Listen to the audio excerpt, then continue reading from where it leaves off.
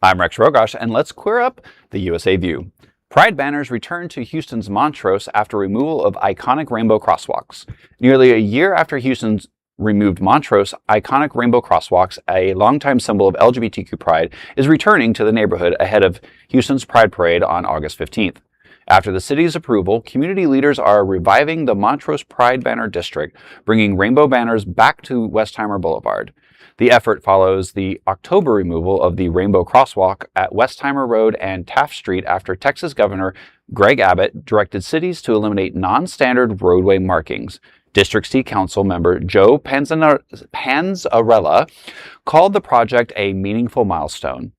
Houston Mayor John Whitmire supports the project, although no city funding will be used.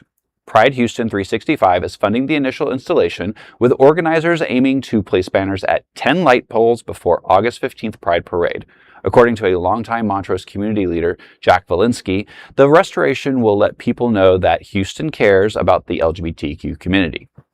I mean, we're seeing this as kind of a normal. I mean, we saw it in Fort Lauderdale. We've seen it in Wilton Manors. We saw it in Key West. We're seeing it in, cities across the United States that, our rainbow crosswalks have been taken off. And it's not just the rainbow crosswalks. I mean, we're seeing any roadway artwork that has been done being removed. For stupid reasons, but they are being removed. So, it is up to these, community associations, and, Westheimer has always been a tight LGBTQ community since I grew up there, and it was an LGBTQ community, and still remains to. So, seeing these banners go up is a good response. We painted our parking meters. We've put up rainbow colored signage, through Wilton Manors, and, other cities are doing the same thing. They're painting the sidewalks because the sidewalks are, the city property, not the state property. So, unfortunately, it's our new normal, but as you can see, people are resilient, if given adversity. So keep it up. No, I mean, I think the larger issue with all this is not, obviously Houston's doing a wonderful thing, but if you want to ask yourself, are we turning into or already an authoritarian police state? You can look at how we treat human beings, but another way that we do that is to remove all the art. That is very common. We've been on a little kick talking about a third time in Germany. They did not like colorful art back then. And you're looking at Florida and Texas, it's not just the rainbows, as you were saying, the art murals, the NASCAR checkers they even took off, any basic look. And are we really trying to now even look like the sort of country that we were told all our lives that we're not, and it would be awful to live in? And it looks like the Republicans are really trying to get us there.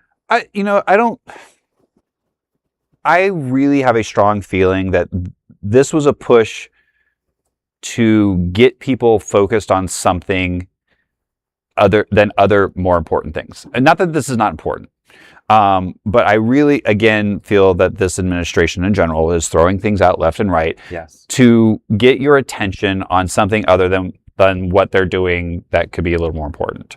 And quite honestly, this was a stupid attempt. Yes, we all fought and we all cried, and I see artists even talking about the artworks that they've had been painted over, paved over.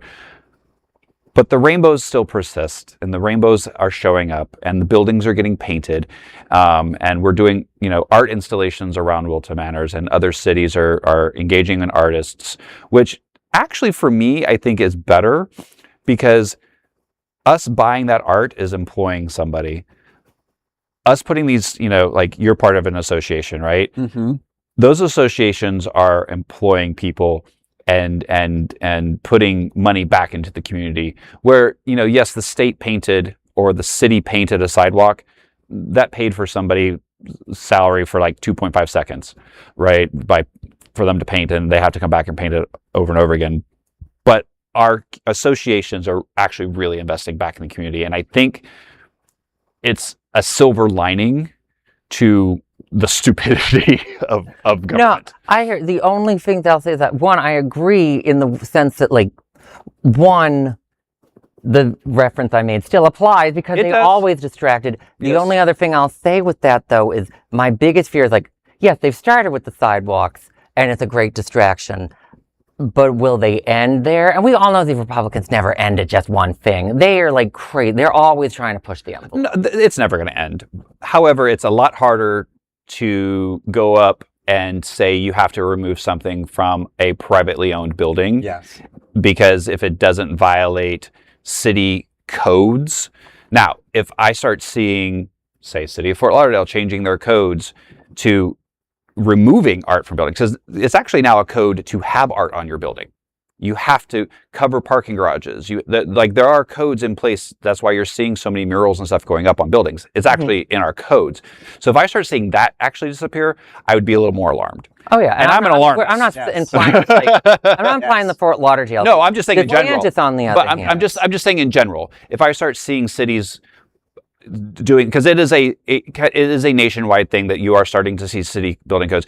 Being in the design industry, and we are seeing this, which is a good thing, and it is, I think, a rebuttal to some of the national things that you're saying. So, if I start seeing art disappearing from a local level, from code, from laws, then we definitely need to, we all need to wake up in general, but then that's going to be a really oh shit moment. Yeah. Yeah. So again, resilience is key here, and invest in your community. Well, there's no other queer nonprofit media platform like this in the entire world. Support our LGBTQ stories by sharing them and subscribing to Queer News Tonight.